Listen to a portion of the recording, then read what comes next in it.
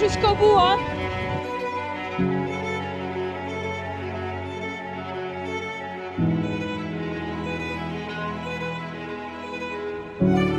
Allez, allez, allez. Allez les gars.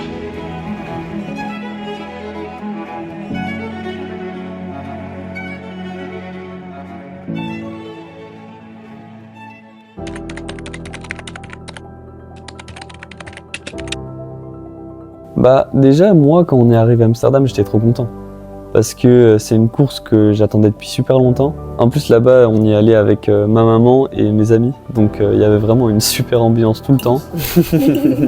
Du coup, caméraman, on va voir si je change d'étude. Ça va être mon petit rôle du week-end. J'ai commencé ma préparation juste après le 10 km de Lokeren, donc début août, et je savais que je m'étais entraîné pendant longtemps et que là ça y est c'était le moment de concrétiser tout cet entraînement. J'ai fait des séances rassurantes qui montraient que j'étais vraiment prêt. D'ailleurs, j'ai passé même des kilomètres à des allures mais au-dessus de mes espérances. Là aujourd'hui, je me sens trop bien. Un petit peu rapide, tu vois, par contre.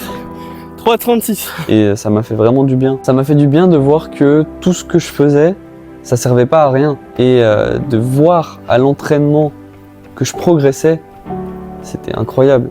En fait, plus ma préparation avançait, mieux je me sentais.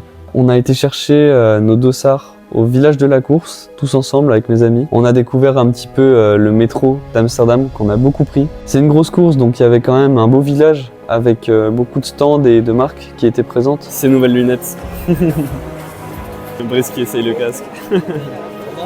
Yes, yes. Les gars, code Guilhem sur Top 4 Running. Là-bas, je commençais à réaliser que ça y est, on y est. C'est plus à quelques jours, c'est plus à quelques semaines. Non, c'est la course, c'est maintenant. Et juste le fait d'être là avec tous ces coureurs qui vont chercher leur dossard, qui se sont préparés pendant super longtemps comme moi, bah juste d'être là, avec tout ce monde autour de moi, toute cette ambiance, c'était incroyable. Ensuite, après avoir récupéré les dossards, on est allé à l'hôtel. On a découvert notre petite chambre pour ce week-end. À peine arrivé à l'hôtel et elle soit Ouais, déjà, on va serviette aussi. Et après, on a été avec Brice faire notre activation. Bon, les gars, c'est l'heure de la petite activation. Brice, il vient avec moi. Les autres, ils font pas d'activation. Donc voilà, on change pas les habitudes juste avant la course.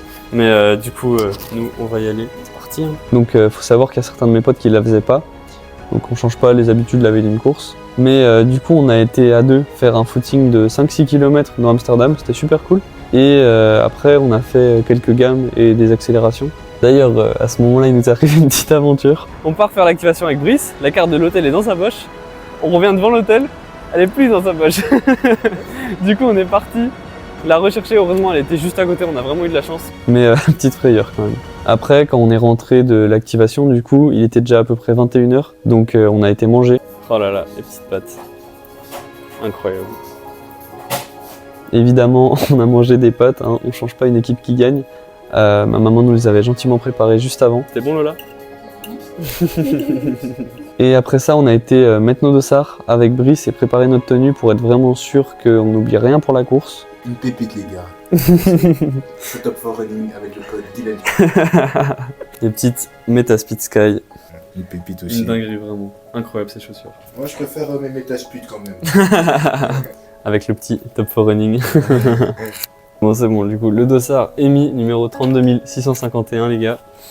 Et bah voilà, hein. C'est Vaporfly 2. Ça court vite, je le sais. Une valeur sûre. Le short, c'est celui que je prends pour les semi-marathons parce qu'il y a des poches à tirettes. Donc je peux mettre ma pomme-pote vraiment sans avoir de problème, quoi. Et bah, les lunettes, les Oakley, les nouvelles. Et puis on a été dormir. Bon, ça y est, on est la veille de la course, c'est le moment. Après 2-3 mois de préparation, j'ai enchaîné tellement d'entraînements, tellement de séances spécifiques à Allure Semi-Marathon grâce à Ethan qui m'a suivi sur des séances. C'était vraiment incroyable cette préparation. J'ai fait tellement de séances pour lesquelles ça s'est super bien passé, d'autres moins bien. Mais vraiment, je suis en confiance, je suis vraiment en confiance, je sais que je suis prêt. Et j'ai qu'une hâte, c'est d'être demain. En termes de chrono, je pense que je vais pouvoir viser à peu près entre 1h17 et 1h18. Au début, je vous ai dit moins d'1h19, mais franchement, vu ma préparation, je peux clairement dire que je pourrais viser une 1h17, 1h18. Et en tout cas, quoi qu'il arrive, sachez-le, demain, je vais tout donner. Je me suis pas autant préparé pour rien. Donc voilà, quoi qu'il arrive, je donnerai le meilleur de moi-même, les gars. C'est pas juste ma course, c'est aussi la course de tous les gens qui m'ont soutenu, ceux qui sont derrière moi depuis le début. Je pense à tellement de gens, mais je peux pas tous les citer tellement il y en a. Mais merci vraiment à tous ceux qui me soutiennent de près ou de loin. Donc voilà, quoi qu'il arrive, je donnerai le meilleur de moi-même, les gars. Et on se retrouve demain pour la course.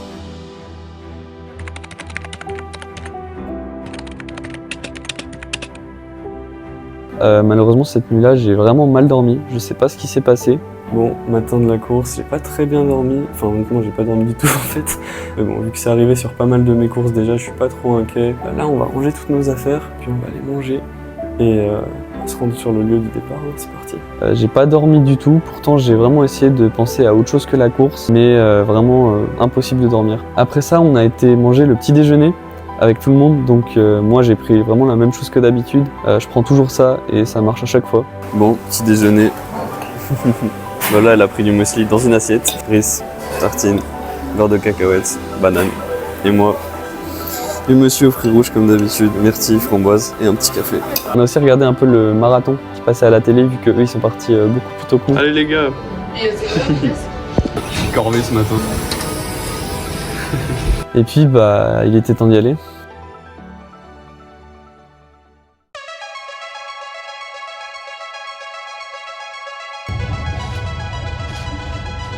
On a pris le métro jusqu'aux consignes pour s'échauffer et déposer nos sacs là-bas. On a fait un footing pas très long et puis quelques gammes, des accélérations comme je fais d'habitude. Et puis bah il était temps de partir. Hein. Bon, de toute façon la préparation est finie.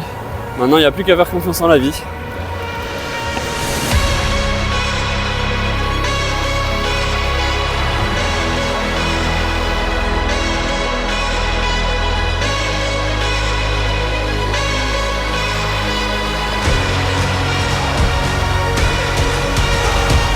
Quand on était sur la ligne de départ avec Brice, je lui ai dit bonne course et puis je me suis mis dans ma bulle.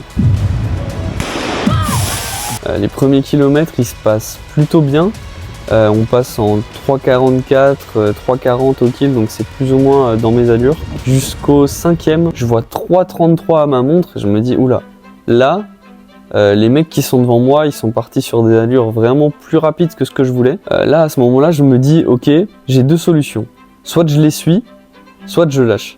Je regarde derrière moi, je vois qu'il n'y a personne. Faut savoir que ce jour-là, il y avait énormément de vent. Genre vraiment, il y avait beaucoup de vent. Donc c'était impossible de courir tout seul. Du coup, là, je me dis, ok, tu les suis et on verra quand tu lâches. Au 6e et 7e kilomètre, on passe en 3,39 et 3,41. Du coup, ça, c'était encore assez correct pour moi. Et puis, on passe le 8e kilomètre en 3,37, le 9e en 3,35 et le 10e, on le passe en 3,33.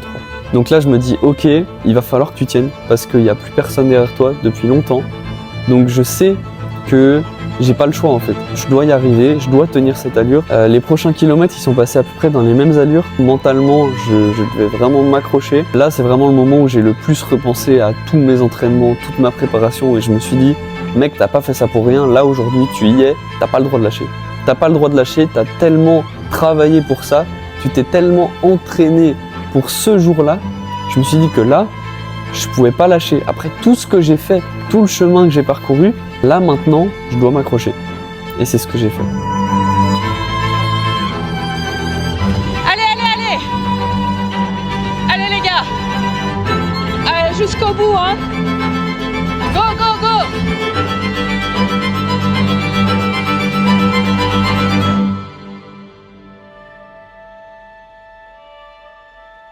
Ensuite, au kilomètre 17-18, il y a ma maman qui m'attendait pour me filmer et qui a fait du coup quelques centaines de mètres avec moi à vélo à côté de moi à m'encourager.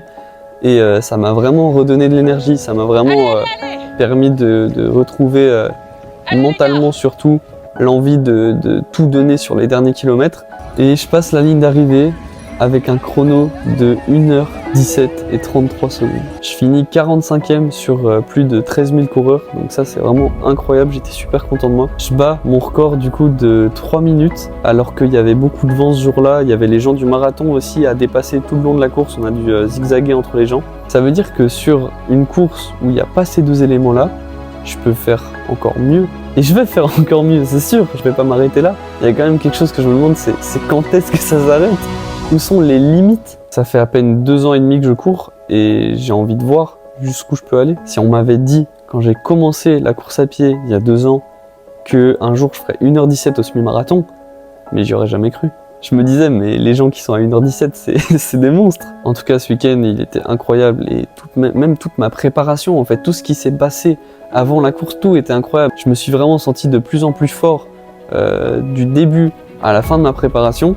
Et là, de voir que mes efforts ont payé, c'est incroyable, j'ai même pas les mots. Et c'est pour ça que je fais ce sport aussi, c'est toutes les émotions que ça procure, de voir son évolution, de voir à quel point on peut progresser, de voir tout cet entraînement payé au bout d'un moment et de se sentir vraiment de plus en plus fort. C'est une sensation incroyable, vraiment, je le souhaite à tout le monde, de ressentir un jour ce sentiment d'accomplissement à la fin d'une course et de tout le monde qui t'encourage et tout. Enfin, c'est incroyable et je souhaite vraiment à tout le monde de ressentir ça un jour. Si je devais retenir une chose de cette course et de cette préparation, c'est vraiment de croire en soi. Parce que moi, jamais de la vie, je pensais qu'un jour je ferais 1h17 au semi-marathon. Et je vois bien que quand on s'entraîne, quand on est sérieux, que on se donne à fond dans quelque chose, ben, au bout d'un moment, même si parfois ça met du temps, les efforts finissent par payer. On finit par réussir. Et encore une fois, je compte pas m'arrêter là, c'est que le début. Ça fait que 2 ans que je cours. Et un jour, j'espère faire des chronos encore mieux. Et je sais que chaque jour qui passe, je vais me donner à fond pour faire mieux qu'aujourd'hui. Et chaque jour, c'est ça en fait. C'est ça mon objectif, c'est tous les jours être meilleur que la veille. Chaque fois que je vais à l'entraînement, je sais que je suis là parce que je veux être meilleur qu'hier.